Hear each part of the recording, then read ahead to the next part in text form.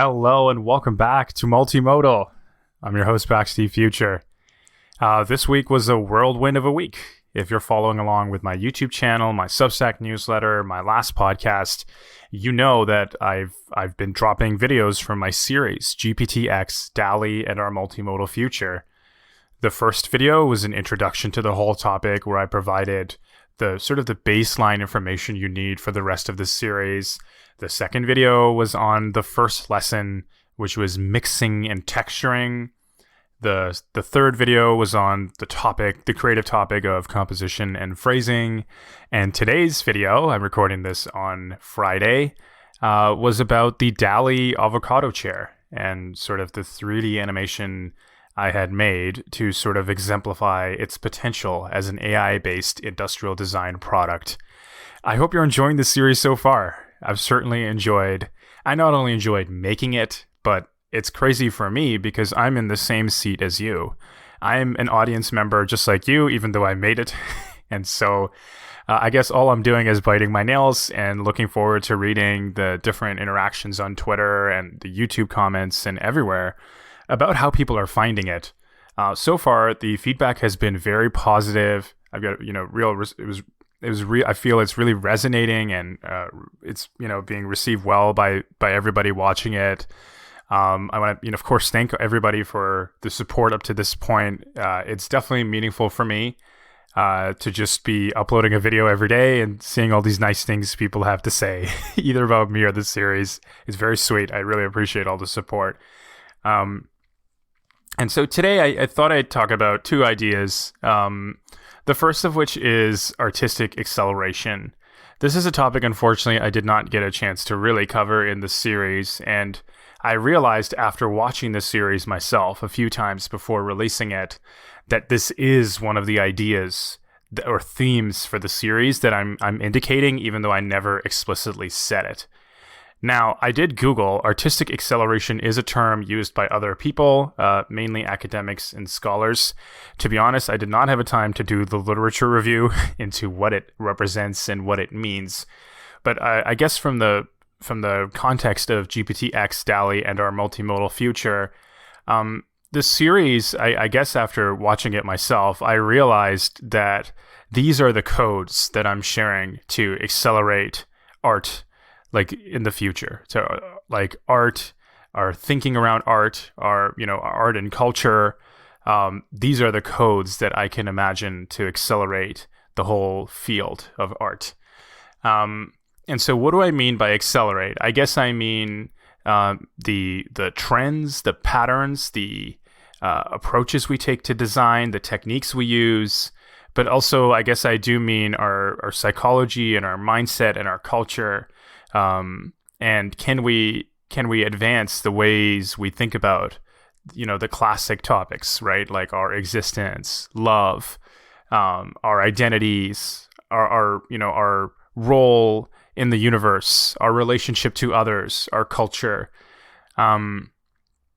GPT-X, DALL-E, and our multimodal future, the things that I'm proposing, if they end up happening, like I projected within the next 2 to 10 years in this series, I think we will see an acceleration of art, of all the different mediums, whether it's graphic design or painting, music, like these sort of very fine arts. How can they be influenced?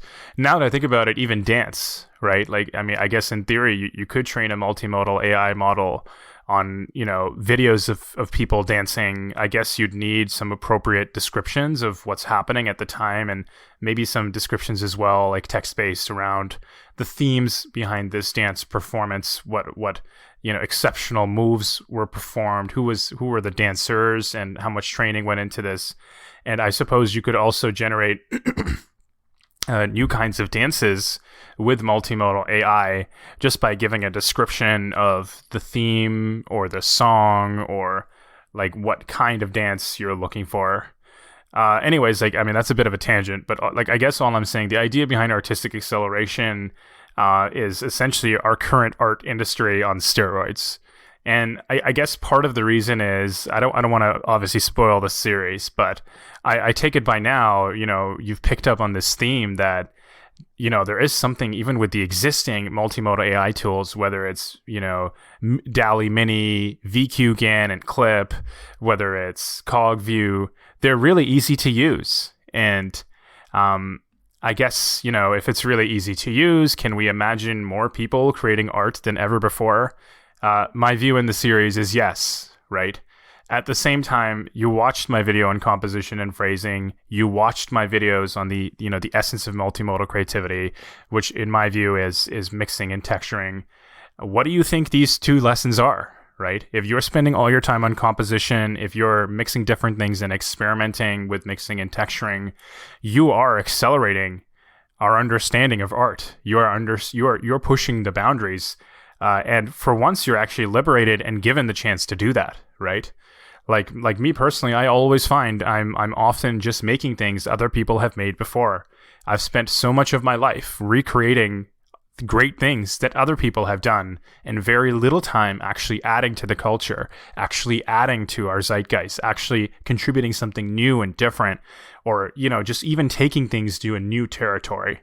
And anyways, I do encourage you to just think about this idea of artistic acceleration as you're watching this series.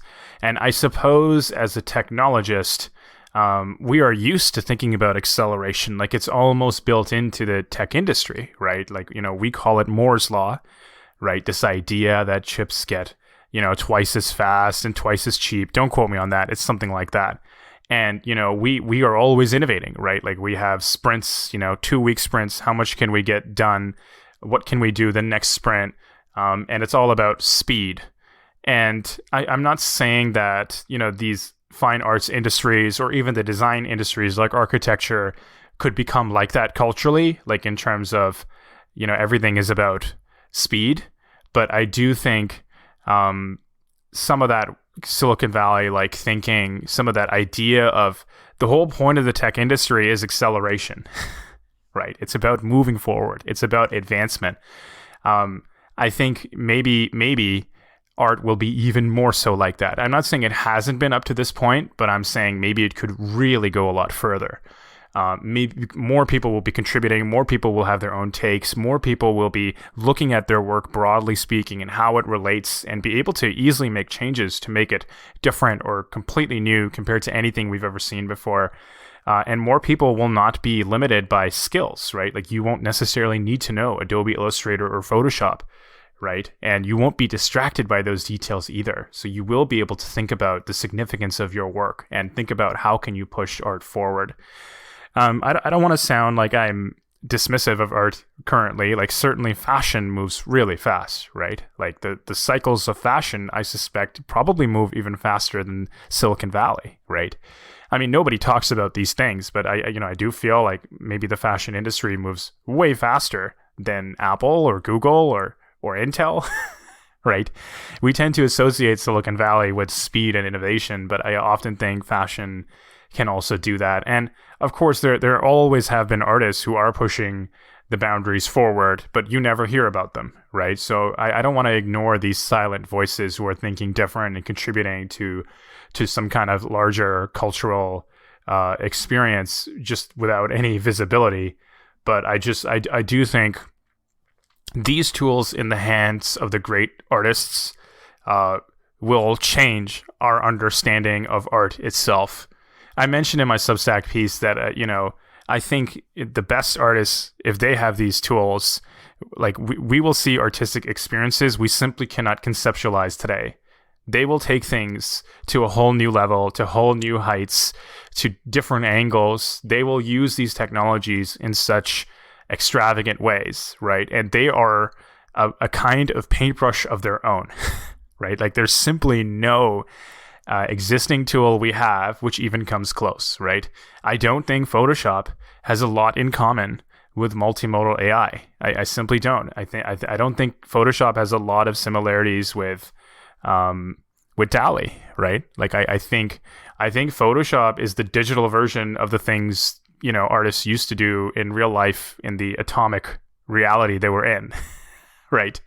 But DALL-E is something else, right? It's a different tool altogether, and I think artists will exploit and push these tools to the maximum in ways that even like we can't imagine. I certainly can't foresee, but I'm excited to see. And one of the obviously other themes as well. If you've been following my different creative fits and tantrums on Twitter, I just I keep repeating this idea that the spirit of the artist is really important, right? Like it really is. Like I think. I don't think we'd have computers if it wasn't for artists. I don't think we'd have artificial intelligence if it wasn't for artists, right? And so artistic acceleration also has implications for sci-fi, which has real-world implications for Silicon Valley, right? And the tech industry. Certainly one of my favorite artists, Sid Mead, he was a concept artist who passed away recently.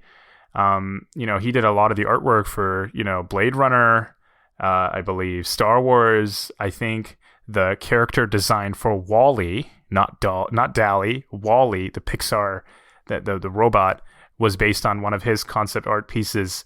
And I just feel like if artists weren't setting the direction of what the future could be, if they weren't laying out what we could experience and how different life could be, if they weren't challenging our assumptions around race, our identity, around the nature of technology, good or bad, we simply would not have an advanced society. And for me personally, whatever can advance society, whatever can get us to a direction where, we're solving all disease, where we have infinite computer storage and everyone has access to supercomputers, where there's no poverty, whatever can get us in that direction, I'm in favor of. And I have faith that, artists with multimodal AI, these kinds of technologies can perhaps paint a future that we would then build, right? And they might actually build it themselves too, right? Who knows how far this multimodal AI stuff is going to go, right? I mean, you've seen OpenAI Codex, which can write code. If OpenAI Codex becomes straight up zero-shot code generation, like I'm saying, it makes the whole app for you, suddenly you are the artist and the builder, right? And I also think too, like one of the things I didn't mention in this series, but I'm also excited for technologists with access to these tools to jump in and become artists in the same way on Twitter and, on Substack and all these different ways on the OpenAI community forums. I am personally going through a transition where I'm becoming an artist, in a very public way. I can see a lot of tech people becoming artists as well and identifying as artists now. And I just think if tech people start making art, I think we will also come up with very utopian sci-fi driven art. And, to some extent, the popular culture has seriously been bashing technology and blaming technology for all of life's problems. If you watch any movie, technology is what's wrong with the world. And perhaps with the technologists becoming artists, we will actually paint a utopian society which has driven the dream and which has been the motivation for the tech industry in the first place. And so, we will start painting what could be the next great free universal hospital that can be dropped into any part of the world and perform surgeries and everything else that is desperately needed in the community. Perhaps we will paint, new kinds of wearables, which can, track your health at levels we simply do not think about today.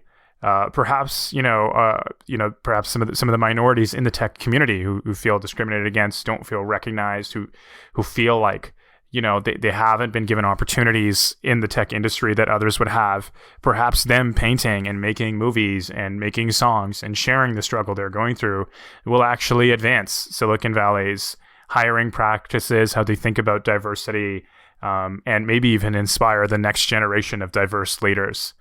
Anyway, so I'm really excited about this artistic acceleration idea, and I wanted to make the podcast just to at least put the idea out there. I don't think it will make it in the series. I'm happy to discuss it later.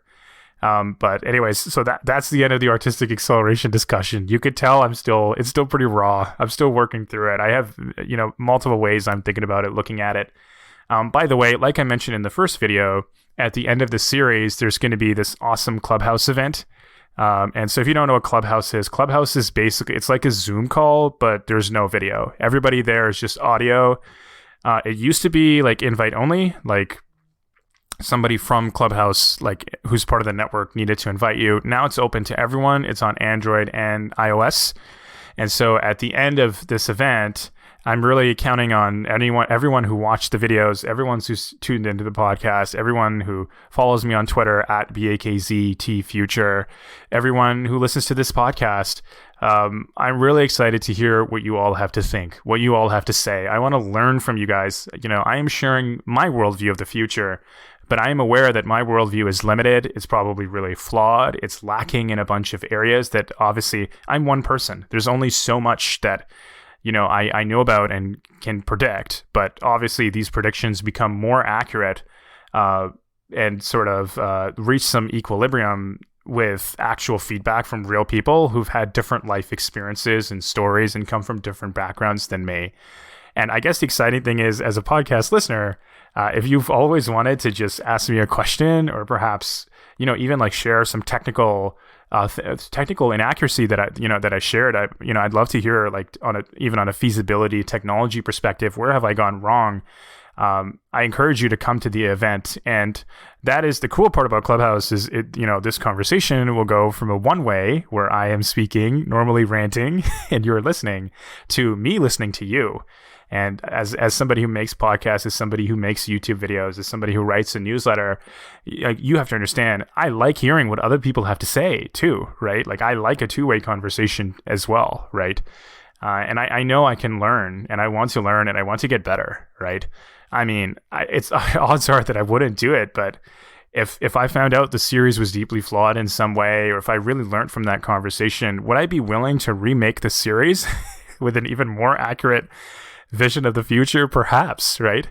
Maybe 2 years later, things change and I decide to redo the series. And, I ask you, I need you to review all the different drafts of what I came up with. Where am I correct and where am I wrong? But anyways, so that's the end of Artistic Acceleration. I wanted to just expand on some of the ideas you've probably seen so far. At this point, I am assuming you have seen all the videos in GPT-X, DALL-E, and our multimodal future. The main idea of the intro video, I'm sharing definitions. So, what is a multimodal model? What is DALL-E? How is DALL-E different from GPT-3? One of the downsides of this world is I hate how much context we need to give to people who know nothing about it, right? Like, it's almost hard to understand what GPT-3 is as it is, but try explaining GPT-3 and DALL-E. Right. And this is part of the reason I get so mad about the names. Like, I had that whole 40-minute rant where I complained about why GPT-3 and prompt engineering are bad names. It is already hard to explain this world to ordinary people. And on top of that, the names are also so bad, right, that it doesn't help people who are non-technical keep up. But anyways, so I give some definitions. I talk about multimodality. If you've listened to this podcast before, I'm assuming you know what a multimodal model is. And then where it gets interesting is I then share what multimodal models could theoretically generate, right? Like, whether it's design for a building, whether it's a product design, whether it's a song. And I think one area where that video could have been better is the next part where I basically talked about you could cross between them. And so if you didn't understand, what did I mean by that? My view of the future within the next 2 to 10 years is genuinely that you'll be able to watch a movie. So let's say you watch Jaws, right? That classic 1970s, 1980s movie, the one with the sharks in the water. You could watch that movie as a rerun and be like, wow, Jaws is a great movie. Has anybody ever designed a building with Jaws in mind? Like, literally a Jaws-themed movie. Jaws-themed movie building. Like a building based on that movie. And my belief is in the next 2 to 10 years, you will be able to do that. Like, you'll be able to give an AI model a movie and be like, make me a design for a building based on this movie. Looking at it another way, you could just take a painting, in my view, and in the future, you'll be able to give that painting you like into an AI model, and it would generate a song based on that painting. The brushwork, the theme, who made it, like the look it has, it would just incorporate whatever those elements were from that painting and understand it, and then create a song with those unique characteristics. And if you're familiar with art history, if you grew up listening to music, musicians for a long time have had a connection with, fine art painting, right? Like, let's take a classic single I grew up with, Green Day's Boulevard of Broken Dreams, right? That's based on a painting. Right. They had another album called Insomniac, which was also based on a painting. And it's no surprise, sometimes I look at paintings and I can just, feel their presence and what they're trying to say, even if I can't explain it. And often, it probably does show up in my work. Right. Like last year, I was obsessed with the color yellow. Like if you watch all my YouTube videos, I've been tossing in yellow like crazy, because I think I saw something which really inspired yellow, and then I started seeing yellow everywhere, and then I realized yellow is like the easiest way to make the world a happier place. The more yellow you can incorporate, the happier people will feel, and it makes you feel like this abundance of happiness. Now, I didn't write a song out of it. I chose to maybe channel it in my YouTube videos, but anyways, I'm ranting here, but so I wanted to just clarify, so it can A, generate a lot of things for you, and B, you can also, in my view, you'll be able to also cross between them. And that is a really exciting opportunity for creativity. In the past, as a human, I find it quite challenging to look at a painting and make a song based on it. Like, I can understand the feeling, but to directly, and instantly take the emotions of a painting and turn it into a song, I find that really hard. To watch a movie like Jaws and to turn that into an architectural building, I find that, really, really hard. And I almost feel like my imagination is limited and blurry. Like, I see a blurry vision of what a Jaws-like building could be like, but I don't think it will be as definitive and crystallized as an AI instantly rendering it and generating that for you. Like, in some sense, it's almost like the multimodal AI could be a second imagination for you, where you will be able to just enter stuff and it will imagine what that could look like in very vivid detail for you. And then from there, you can decide, do I want to actually turn this to a building? Do I want to pitch this to clients? Do I want to submit it, to different, architecture awards? Do I want to add this to my portfolio? Do I want to take this idea to the next level? Like, let's spend the next 3 months on this Jaws-like building. And so that was the end of the first video. The second video, this is a really important lesson. This is on mixing and texturing. And the idea of mixing and texturing, my belief is, you'll be able to just easily mix different ideas. I think one of the ideas I suggested in the series in that video was like Joe Rogan, a cartoon illustration of Joe Rogan interviewing a carrot, right? And why do I think this will happen? Well, I think humans will, as we already do with existing models like DALL-E, cool, we go into these multimodal engines and type in Joe Rogan, we're excited. Then we type in Joe Rogan cartoon, we're really excited. Cool, it was able to do that. That's really exciting. But what really excites us, like, we get bored after that. And what really excites us is taking it to the next level. Like, let's take this, cartoon Joe Rogan, which somebody has probably drawn before, and let's take it to a level where probably nobody has ever drawn before. Right. Now, I could be wrong. I didn't Google this, but I doubt that there is a cartoon illustration of Joe Rogan interviewing a carrot, right? Like, I really doubt it. But that would be something unique and original. And I think that will kind of be at least the first generation of multimodal art and creativity. I think it will be driven by mixing and texturing. It will be just people who can just look at something and be like, I wonder if I mix this with that. What would A look like if it was combined with B? How can I take B and connect it to C? Can this be something new and original? What interesting works can be paired together, right? In the same way, like, a DJ, there's all these mashups, right? Just recently, I listened to a Weezer and Kanye West mashup. I couldn't believe it that there was all these similarities. People have also, done mashups with Oasis and Green Day, right? I apologize, I'm giving really dated references here, but you get the idea, right? In some sense, this is no different from, the classic remixing and art and stuff. like the art and music and pop culture, but in another way, this is something new altogether. I don't think it's ever been this easy. This, what I'm calling this second imagination, it's really handy. It's never been this easy. And I personally have a hard time imagining what two things combined could look like. I don't know. Maybe it's a limitation of my brain, but I'd love to hear it. Do you guys have an easy time imagining what mashups could look like? Or is that part of the fascination when you use things like DALL-E Mini or VQGAN and Clip, that, you'll let the AI come up with it because even you couldn't imagine what it would be like? Texturing didn't get as much of a emphasis in that video, but I also think it is equally important.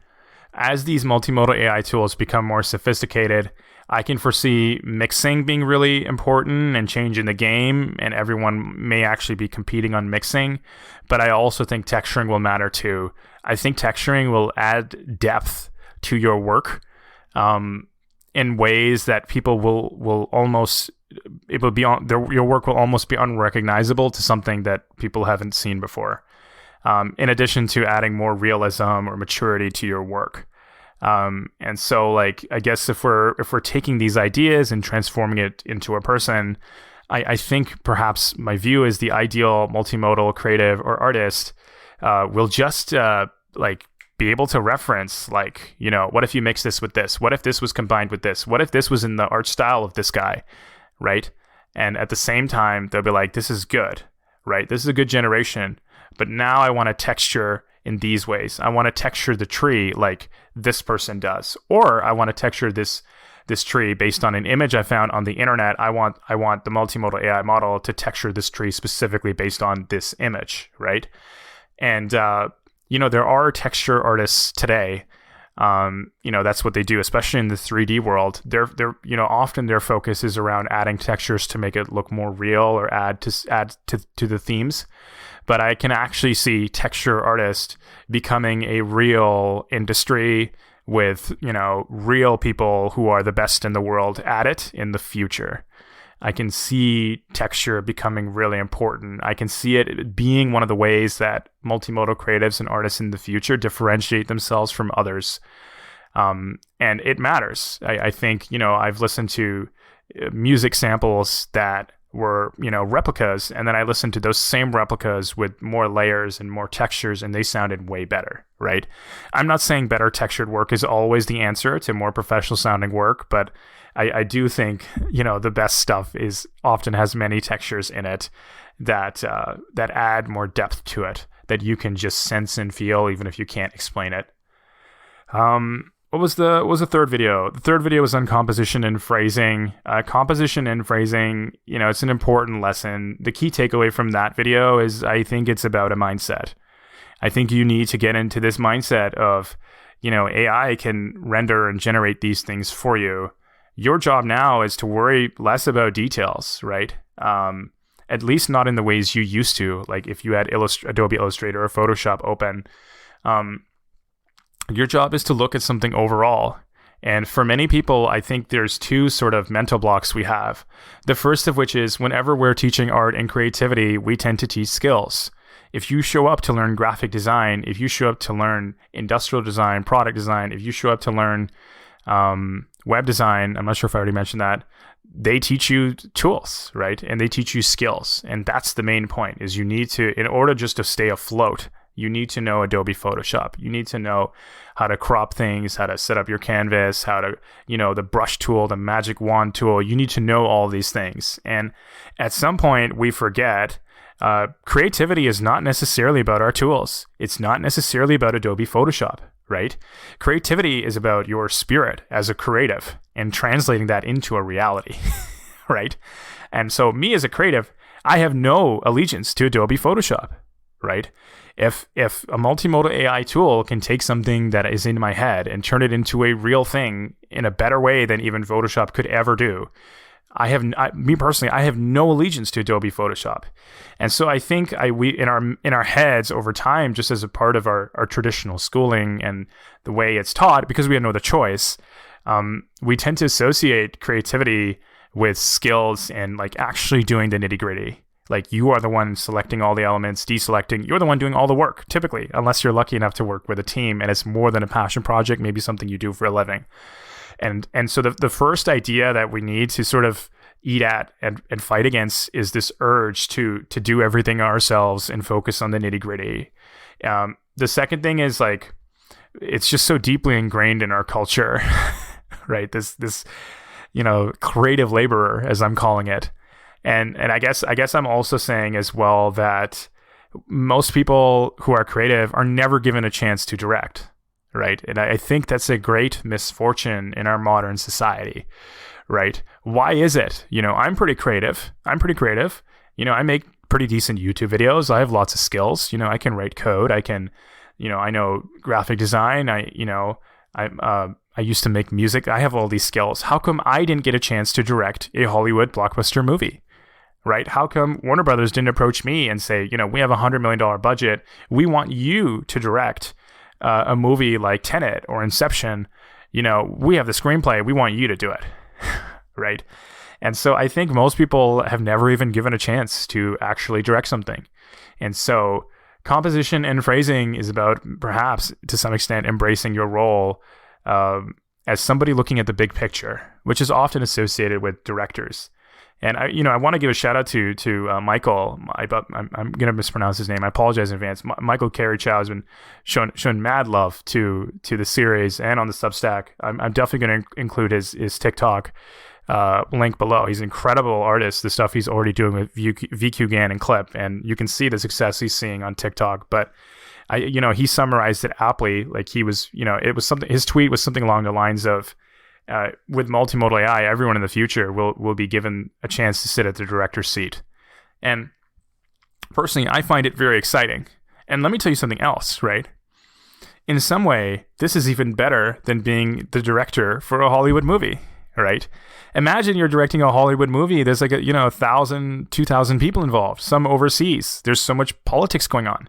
Sometimes as a director, when you want something done, it doesn't get done. Like you have to fight for it. You have to convince the art director, you have to convince the studio, you have to convince all these different layers of people that what you want is a great idea. And since you're the director, they should listen. This is even better than that, right? Like I think in the next 2 to 10 years, whatever you want changed, multimodal AI will just do it for you. You don't like this color, it will change it instantly. You don't like this perspective on this object, it will change the perspective, right? It will be like the ideal team that you could ever dream of, in the ability that you don't need to beg and convince them that your idea is a good idea, even though you're supposed to be the one in charge. And so composition and phrasing is a good intro for a lot of tech people, or maybe artists who haven't come across it, or maybe they've realized it but didn't have a word for it. I mean, composition is nothing new if you've studied any art theory. Like, I think it's one of the earliest lessons, but it's so important. I had to make the video on it. And there's a reason, it's video number 3, or technically number 2. If you don't count the intro video, it's because it's important. And I think the composition and phrasing mindset is the dominant mindset of multimodal creatives. I think it is about looking at the big picture. And where will advancement happen? It will happen in our understanding of the big picture. It will no longer necessarily be in our ability to compete over these details. And perhaps, art critics of the future will focus a lot more on composition. And that delta between your work and something that is of great composition is really big and important, that I don't think we've really explored. Like what makes, something have great composition? What is it about it? And what are the things that we just weren't doing with composition before that new people in the future will discover? I'm excited to find out. And I guess the last video was the one today about the avocado chair. This is an incredible video. If you know about the avocado chair with DALL-E, if you don't know, so it was a design, like an industrial product design that the DALL-E paper proposed. Like it just instantly generated an armchair in the shape of an avocado. And this thing got so big, like everyone loved this avocado chair so much. It was all in the news. It's pretty much a meme at this point for good reason. People love talking about it. In fact, DALL-E Mini, which is an open source attempt at replicating DALL-E itself, one of the technical benchmarks they used was DALL-E Mini's ability to generate a decent looking avocado chair like the kind in the DALL-E paper. And so this video basically is a 3D animation, and I encourage you to watch it. Seriously hope you've seen all these videos. I don't want to spoil it, but like this video is an attempt to make a 3D animated version of that avocado chair in the paper. And the reason I wanted to make it is I wanted to make it real and tangible and feasible, something you can almost feel.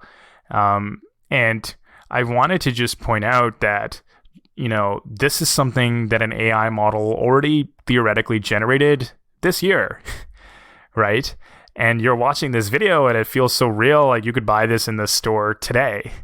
And just because it was made by a multimodal AI model doesn't make it any less significant. It doesn't mean it can't impact our society and our real world. There is nothing stopping. Now that I made this video, there's nothing stopping somebody from actually making actual physical, avocado chairs and selling them as real furniture, right? Like I'm saying, the journey and the distance between a multimodal AI model generated something for you, it conceptualized a concept you gave it, and it becomes a real product in the real world that is making money, I don't think is that far away. Right. Anyways, the video is really fun, and it's very real, and obviously it has a similar kind of vibe to like a tech product, right? Like it's got a similar kind of approach like an Apple product reveal would have. And it is, if you love the avocado chair, if you're familiar with DALL-E, please watch this video. And by the way, please share it with your friends. I genuinely want that video to like truly blow up. Like I think for people who are not from, the GPT-3, DALL-E, multimodal AI world, like this avocado chair could probably be the most entertaining thing they've ever seen, ever. Right? And I think there's something about that video, it just brings me joy. And it's different from, the series. Like it has a nice touch to it. It's a little, it's that video it does not have any dense information like the other videos, right? Like it's a nice break. So anyways, and I hope you watched that video. I hope you're enjoying the series so far. Please let me know what your thoughts are. And of course, I'm adding additional details. We will discuss these details in the Clubhouse event once the series is over. Right? We can go in more detail. If you have any questions, if you want to add, correct me, whatever, it's all good. That will be your chance. And so this week, I have to be very careful what I say, but there's some awesome videos lined up for you. Excuse me.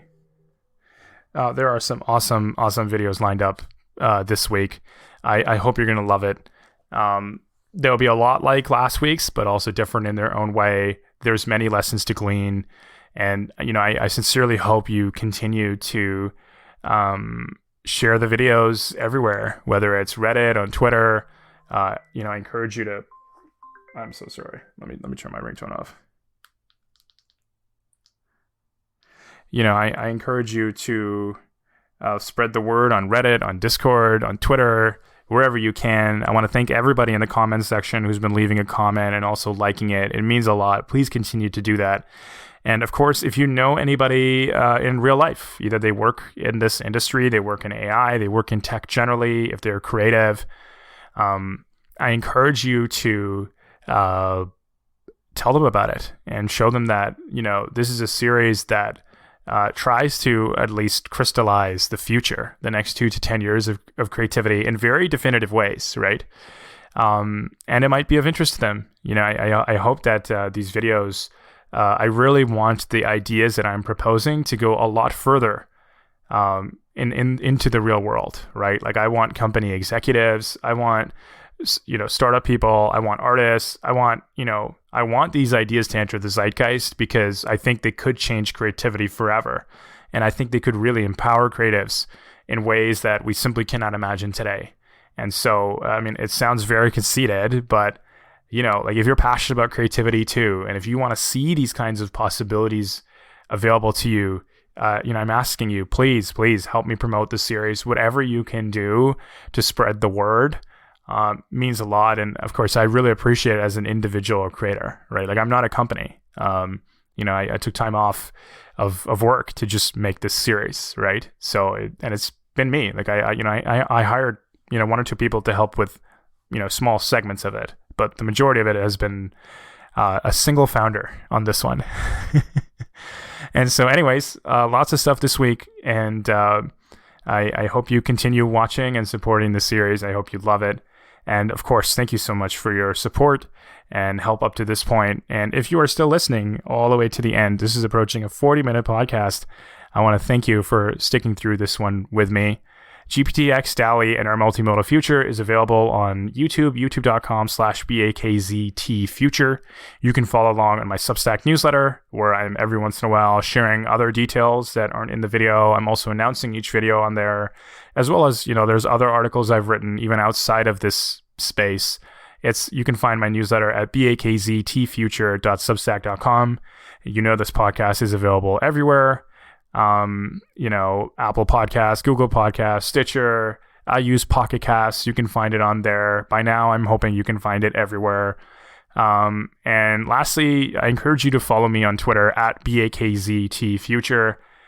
There has been some performance art stuff that I've been doing on Twitter that, adds a lot more depth to the series. I think some of the things that weren't talked about in the series that are just raw, really, really intense forms of my emotions that add to your understanding of the series. That's happening on Twitter in real time. I'll be out for a walk, I feel this way, and I've been tweeting it. So it's also, I guess, part of the creative rollout. So I encourage you to follow me on Twitter at bakztfuture. If you want the full experience to GPT-X, DALL-E, and our Multimodal Future, honestly, it sounds really conceited. I apologize, but follow me everywhere. Follow me on Twitter, follow me on Instagram, follow me on the newsletter, podcast, YouTube. Every one of these mediums brings me a different angle to share something new or talk about the same things in a new way. And if you want to experience this series as a whole, I encourage you to follow me on all these different ways.